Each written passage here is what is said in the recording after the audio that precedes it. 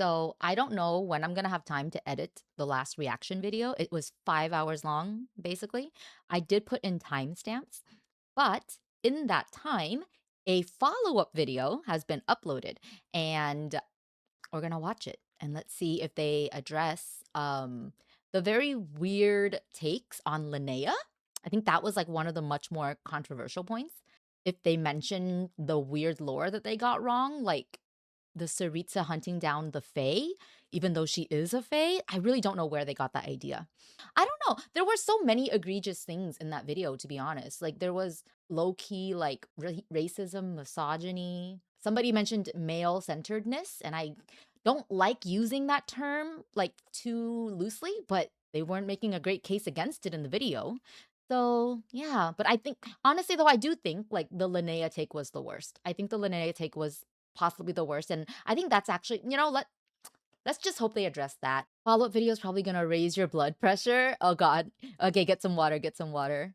So this is going to be a sort of addendum to my Genshin video. I'm going to do very minimal editing here because I want to get this out relatively quickly. It's already taken long enough. The thing Addendum. Oh, that's interesting. I got the most backlash for by far was my thoughts on Linnea. Okay, we're starting right off with Linnea. Definitely want to apologize for the harsh tone I took when talking about her. I wrote that section in an angry state of mind, and I should have edited it to be a bit more objective. I understand that a lot of people think I'm ableist now because of the way that I spoke about a character that people feel is autism coded.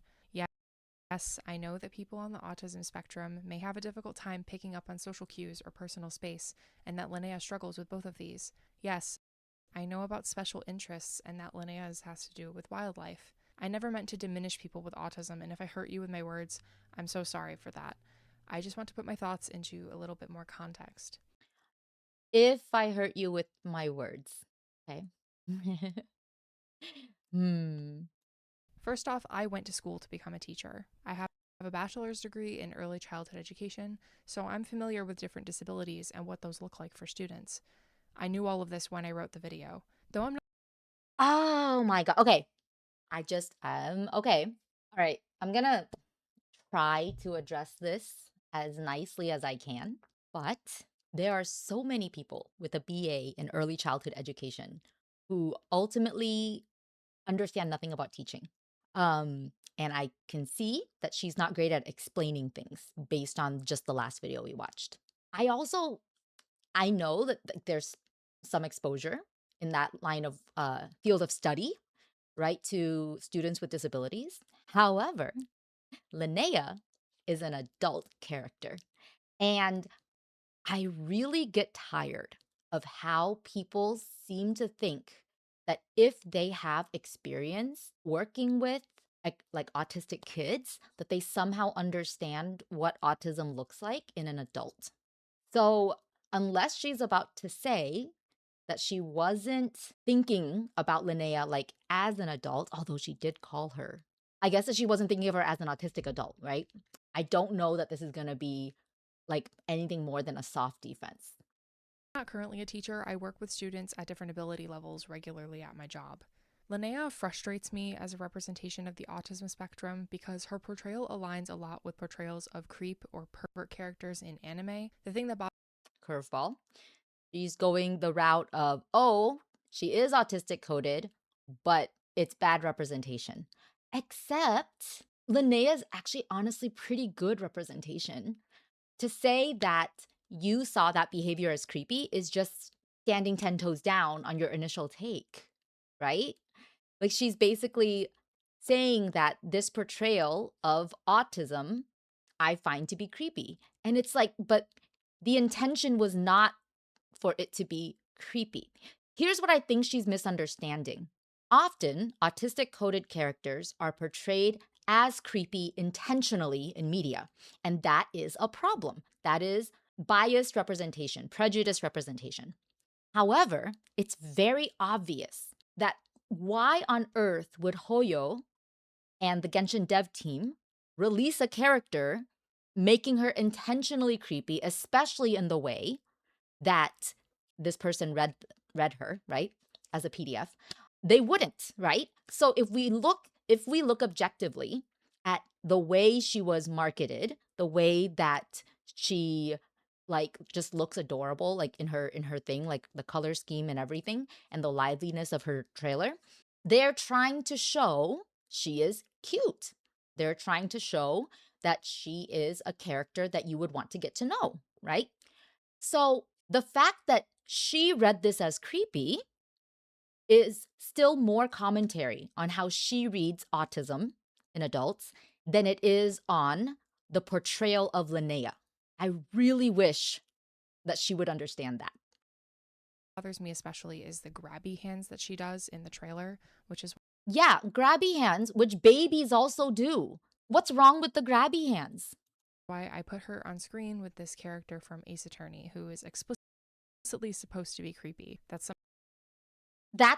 my problem. Your mind, instead of going, "Oh, cute baby," went, "Oh, gross pervert." And that's the problem.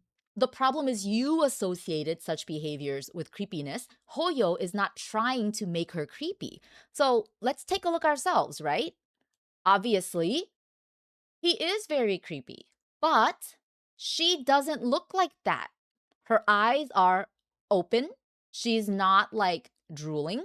She has her hands out because there's something cute in front of her, much in the way that we might go, ah, cute baby, or oh, cute cat, you know? So again, she is blaming the company for her own misunderstanding of the visuals they were trying to show, right? I'm not explaining myself super well right now because to I am trying to contain my frustration. that she does in the trailer, which is why I put her on screen with this character from Ace Attorney who is explicitly supposed to be creepy. That's something specifically I would want to see changed because to me it felt ableist to portray her with these predatory mannerisms when This is a backtrack, a retcon. This is her looking back to say, "Oh, I read her as autistic all along. I just didn't like the type of autism she was portraying." Except it was not very clear in the first video that she did think that Linnea was autistic. In fact, she seemed to hope that she was. I just don't understand like where she's getting this logic like from, right? Like it feels like she is filling in the blanks herself in order to make herself not feel as bad as she should for that awful take. they could have just had her be fascinated with the Melusines without doing stuff like that. This She was fascinated with the Melusines. She ran after Kirara with a notebook, just taking notes, and you had a problem with that. So I don't feel like this is a genuine concern for you. comes down to agency. Like I said in the video, Linnea has no control over how she's represented because she's not real. I've literally had college professors hammer into my head that characters are products and reflections of their authors, and that they are not autonomous and should not be discussed as such. It's instead a reflection on Hoyo that they decided to portray her that way. She's blaming Hoyo for her weird interpretation, as if Hoyo was saying this character is a pervert, even though they clearly were not. Everything else about her, I guess I could take or leave. So that is what I should have said about Linnea. Again, I'm so sorry if my comments about her hurt anyone. I should have spoken with more tact and not used the harsh words that I did. No, your take is still pretty bad. Similarly, I have gotten lots of accusations of racism because of what I said about Natlan, specifically about thinking a gladiator plotline would have worked better than the canon plot. I think YouTuber uses deflection, it's not effective. I know, right? Again, I'm coming off of the Alex Myers apology video, and it's not. I know this isn't an apology video. Like, she has made it, I think, very clear that she's not apologizing really for anything. She is just trying to explain herself and make herself look better than she came off. ultimately for me, this comes down to war not working as a divine ideal in concept, which is something I also said in the video, because And once again, I disagree. I disagree because one, she compared that to eternity, which definitely, according to like the rules here, did not work out. But also, we've already talked about how the divine concept of war is very culturally persistent throughout history. Gladiators was the first thing that came to mind as a way that an archon could uphold war, just as the other archons uphold their ideals. This idea had nothing to do with the race or culture of the characters from Natlan, but I wish one of her college professors had also talked to her about not internalized, sorry, about unconscious bias, where like even if in her mind she was not thinking about the tribal motif or whatever as like part of her reasoning for why she thought of like, gladiators and fighting, and internal like or sorry, the tribal conflict. She has been informed enough with like, I'm sure, media, education, and whatever, that she would have that type of bias. can see how it might have come off that way. And again, I'm sorry for that. A lot of the Natlan stuff and also the stuff I said about Nefer must be viewed in a historical context. But you don't view anything in a historical context. We need a response video from her prof. Yeah. She's just trying to defend herself again. Oh my God, this is going to be real bad. Like at the end of the last video, I made kind of an offhand comment about how Nefer's plot about receiving discriminatory treatment by the academia kind of falls flat for me, and I realized after seeing a bunch of comments about that too that I should have explained myself more. I wasn't No, you just shouldn't have said something that inconsiderate. intending to imply that people with pale skin don't experience racism. That's, of course, something that happens a lot. But Nefer comes from an area in the game where mostly people with tanner skin live. And I know And you don't think that she wouldn't also experience like some type of discrimination within like both areas? They make it very clear in the game. She's still considered a person from the desert, right? It's like no matter how pale you are, no matter how much you conform to standard European beauty standards, if you are a person of color and it shows through in any way, right? Not even necessarily through skin color, right? You are still regarded as that race. Yeah, she's just doubling down. This is bad. that it's implied that she's not actually from there, but I think the point still stands. Now she's trying to say that Nefer isn't really from the desert? Oh no. Oh no, no, no, no, no. Well, you're not really black. That's what she's saying. Oh no. This is so bad. This is this is getting worse. In Nefer's story, she gets a chance to study at the academia, but she quickly notices that the assignments that she's been given are easier than her peers. It's obvious from the context clues here that the school sees her as less intelligent because of where she's from. This is based in real life, of course. People of minoritized races, especially black and brown people, have been historically perceived as less intelligent than fair skinned people. There are countless examples of these groups having their intelligence and humanity undermined through incredibly racist propaganda. It's the fact that they chose Nefer as the character to experience this story, out of all the people who live in the desert who have darker skin, is what makes it fall flat for me. I don't even know what to say, guys. Like, well, you chose a character whose physical appearance doesn't fit my expectation of a struggling minority. That's that's fucked up. That's real fucked up. Oh no. University just works differently. You were looked down on because you had to work to finance your studies because your parents can. Yeah, there are like a variety of things that Nefer could represent. Like it could just be a class thing, right? In my opinion, it was partially like a divide of classes. The people from the forest are seen as a higher class than the people who live in the desert, right? But even that aside, even if we are looking at it from like a racial perspective, right? She is still ultimately saying, well, if you're white passing, your struggles don't really count. Your struggles don't impress me. And that's really fucked up. Do you know what I mean? So like it doesn't really matter whether or not she like got the concept like right or wrong about like how this is like just going under like the reasoning that this is supposed to represent like, racial discrimination, like a case of racial discrimination. It's really messed up to say, "Well, you weren't dark enough for me to feel sorry for you." I don't want the characters I like to experience racism in the game, but if Hoyo is going to try and tackle these themes, I want it to be respectful to the painful history that those themes are inspired by. Even though I'm explaining myself a little more clearly, maybe I'm still wrong. You're still wrong. And here's another issue with like trying to bring history into this. Does she really think that racism has only to do with skin color? No. Whiteness is a social construct, right?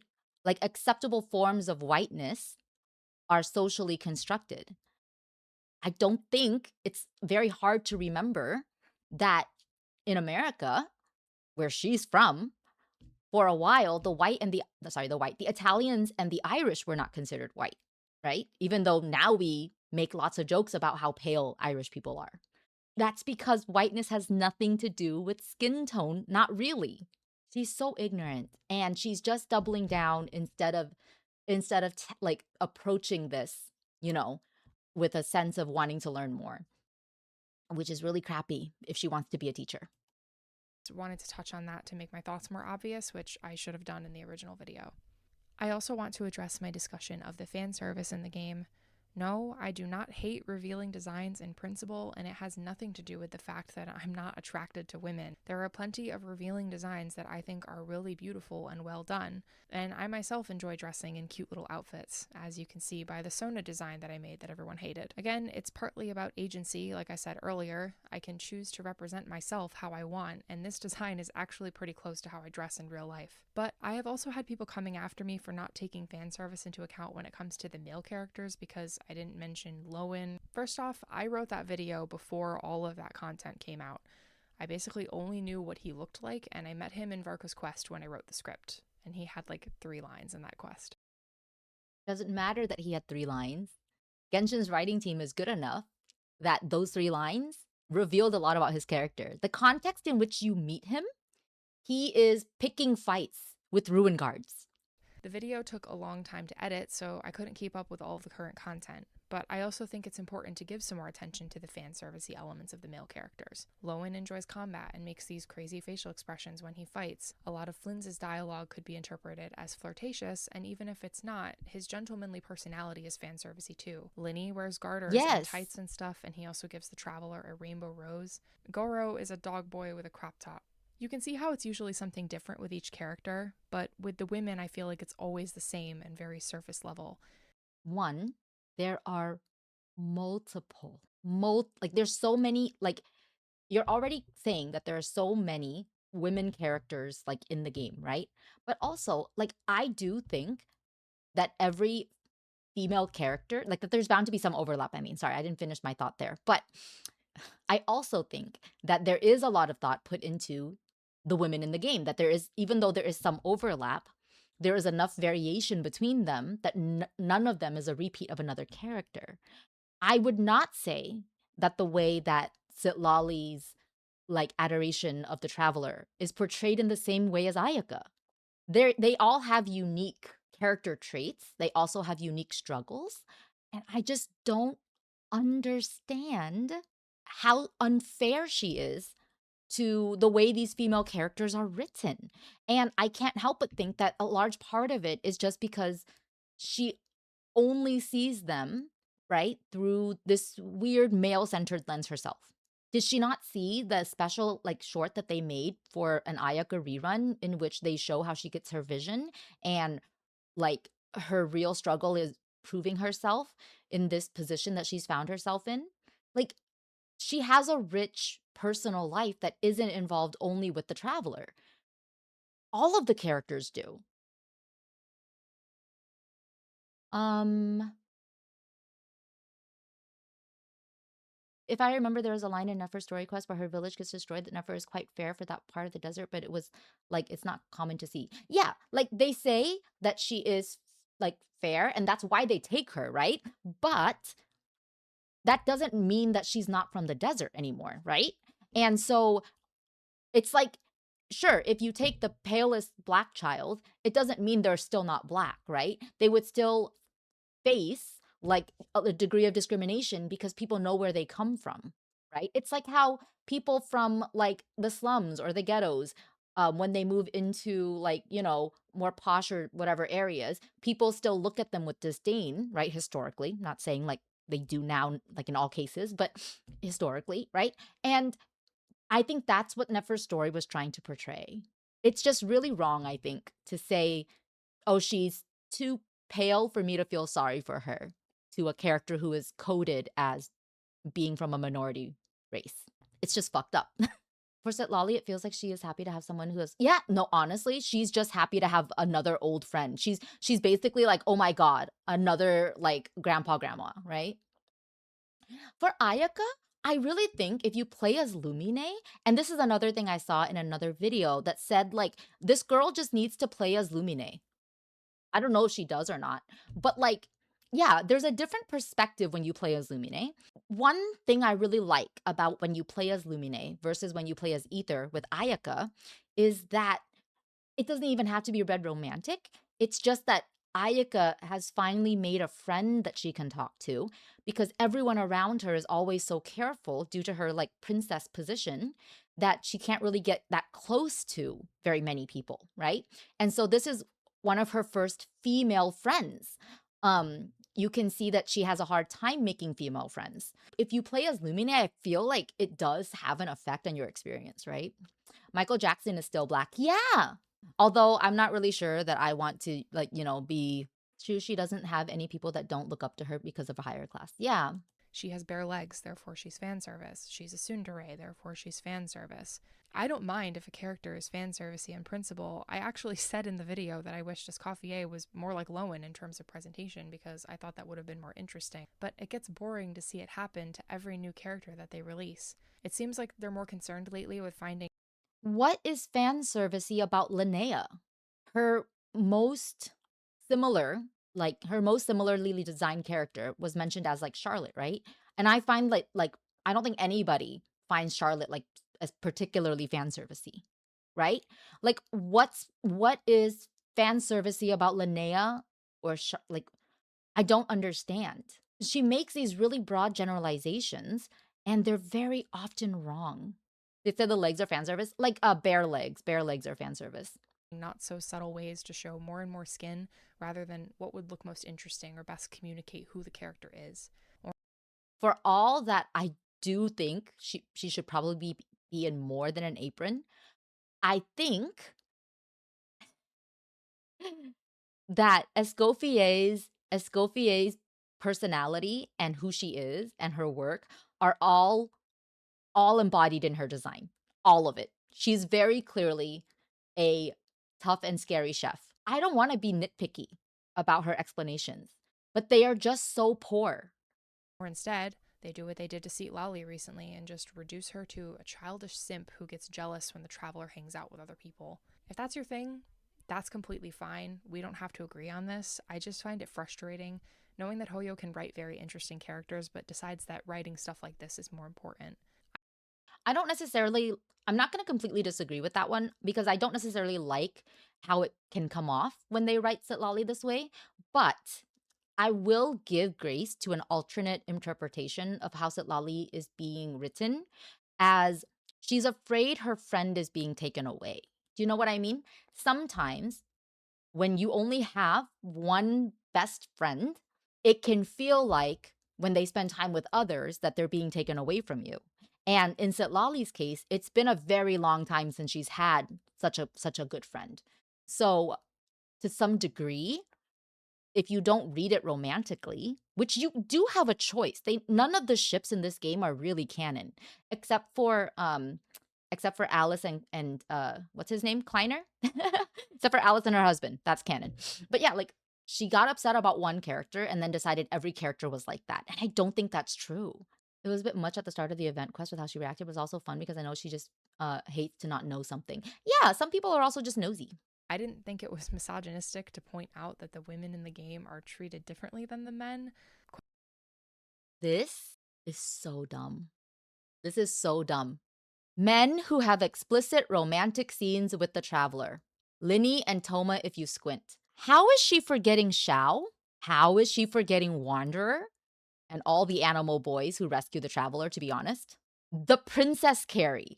Flynn's is flirty. I will say, like, because this does say explicit romantic scenes, I'm going to be a bit more.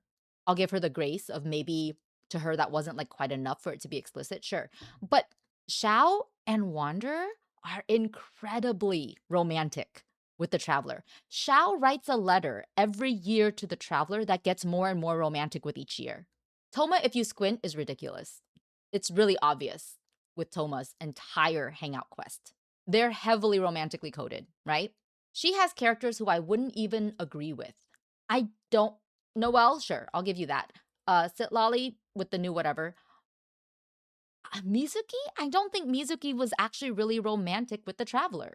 I hate Xiao Traveler even if I am the only one. It's okay to hate it, but I think that, like, it's still pretty obvious. They do give Xiao as fan service. Like, they write Xiao in a fan servicey way. I think the scene with the tree at the end probably. I guess, but that's like they're just sitting in a tree. They don't have to be Kissing. Oh my god. I don't know. I just think this is weak. This is weak because she is, again, she picks and chooses, like, way too selectively things to make her point. Quite the opposite, actually. But again, maybe I'm the one who's in the wrong. And You are. You literally are. You so are. just because I think a villain is interesting does not mean I defend or condone their actions. Dottore is an interesting villain with interesting motives, but I obviously do not think that anything he did was right. Dottore isn't even one of my favorite characters or anything. There's actually quite a bit I don't like about the way he's written, but people have always liked villains in other media, so I'm a little confused about where that particular criticism is coming from. But I personally don't know if I saw that criticism, and I'm sure maybe it was there if she's bringing it up. Uh, I personally don't make a criticism against her liking Dottore. I just don't think she fully understands, like, the cultural context of asking for a playable villain. I think that's everything I wanted to say regarding the previous video. I also have not been Oh, she's deleting done. comments as I've been accused by several people. I know you kind of just have to take my word for it, but there are over 7,000 comments on that video now, and a very large amount of them are negative. And that's aside from all the Twitter hate that I'm not looking at because I haven't been on Twitter in years. And just a side note, it's been brought to my attention that someone on Twitter is pretending to be me. I genuinely cannot believe it's that serious. So if you see anybody called Candybug on I love Twitter hate or Dottore, yeah. TikTok A lot of people do, I or think. anywhere else except for Instagram or YouTube, that is not me. I haven't even really been reading comments recently because it's so overwhelming. She's not I reading promise comments. I don't you, know if I I want do to leave not one. have time to go deleting comments that disagree with me. If your comment disappeared, it could be for one of the reasons that I'm going to put on screen now. So thank you in advance for giving me grace with this video. I have other ideas for more lighthearted, non-Genshin Oh, I videos, don't as I will care. probably take a break Oh, wait. from the game. After all that's Well, we did say she needs to take a break from the game. She really needs to quit if it, like, she's not even really playing it with how much she's gotten wrong, right? happened, I honestly feel like I can't even look at this game the same way anymore. This fandom is so incredibly toxic, and I And now she's blaming the fandom. Oh my god. This is literally the playbook that Alex Myers took with his apology video. It's kind of weird. guess I was stupid to think that they wouldn't jump down my throat at every turn. I'm also Girl, they gave you rightful criticism. I'm going to leave a comment. I can't leave things as they are with this. This is so frustrating. It's not toxic. You trash talk every single character and you expect people to agree. Well, yeah, it's like you trash talk them, but in such, like, wild ways too, that, like, it and you get so many things wrong, right? Why didn't she address any of the things she got incredibly wrong? confused because some of you seem to think this is like a psyop, like I'm putting this video out for a reason or getting paid to do it, instead of it being a video that's not very good because it's my first one where I wanted to talk about my feelings about a game I liked, or that I wanted to get it out before Snezhnaya so that my points wouldn't lose relevance, and because this game comes out with updates faster than I can keep up with, or because I made it about a popular topic so people get recommended it easier. Not everything is some kind of conspiracy. You can feel free to say how much you think I'm a waste of space or whatever. Yeah, not if you say it's factual, you need to put down facts. That's the thing too, right? She said it was proof. Like, sorry, she said she had proof. And it's like, this is not proof. Yeah, no, it's her only video. It's her only video on the channel before this one. Like, it was her only video. Probably not going to read it, to be honest. I've gotten enough DMs already threatening me with violence or doxing or telling me to kill myself. Hence, Look, here's the thing. I do think people should not be doing that. I don't like, though, how some people kind of it's I not that's not really it. It's not that I don't like it. Honestly, because she's a woman, I'm also more like understanding, right? Of how much more threatening that can be and can get, right? The threats are too far for sure. I just also feel like that's a bit of a cop out from acknowledging anything else that she wants to talk about, because it's like saying, well, you guys took it too far, so you're not even worth like discussing this with. But you're kind of ignoring like a large majority of the audience, and people responding to you are probably not making the death threats. I want to be sensitive about it. And because she's a woman, I do think that, it makes sense to be a bit more fearful. But at the same time, in proportionality and considering likelihood, right? I feel like, of course, those comments are going to hurt, but that doesn't mean that the other people who made good faith criticisms of you, like, shouldn't be addressed. You chose to make a video about a popular topic, Genshin Impact, in which you promised proof that the game sucks, and then you offered none. And she's saying, like, "Oh, the video is bad because it's my first one," but your arguments are bad, right? Your arguments are also bad, and your examples are bad, and you, like, neglect a lot of information, and you also get a ton of things wrong, like, actually just wrong, right? So, it's not even that her opinion is wrong, she's just wrongly informed, and she won't acknowledge any of that, and that's kind of a problem. She has to, like, reflect on why she got the criticism, right? Sometimes criticism is not warranted, but if you reflect on it, you'll reach that conclusion. But if you're so closed off to the idea of even being criticized, and she says she acknowledges that people will think she is this or that because of what she said, but she doesn't really seem to have reflected on why people think that. And that's my issue in general with these types of, like, explanations, right? I'm not even gonna say apology because I don't think she means to apologize. And that's fine, like, sure, but, like, yeah, like, she's doubling down. She is very firm in her convictions and her defense of herself, and that means that she hasn't thought really about what she said and how people interpreted it. Why, if you have tried to message me in the last few days, you haven't been able to. I'm not I just wanted to messaging. take a moment to clarify some of the stuff in the video that drew the most negative attention and that I wish I did better on looking back. That video was rushed because, like I said, I wanted to get it out before Snezhnaya, but it took me so long to write and edit it that it probably wasn't even worth it in the end. But either way, I shouldn't have rushed through it, so I'm sorry for that again.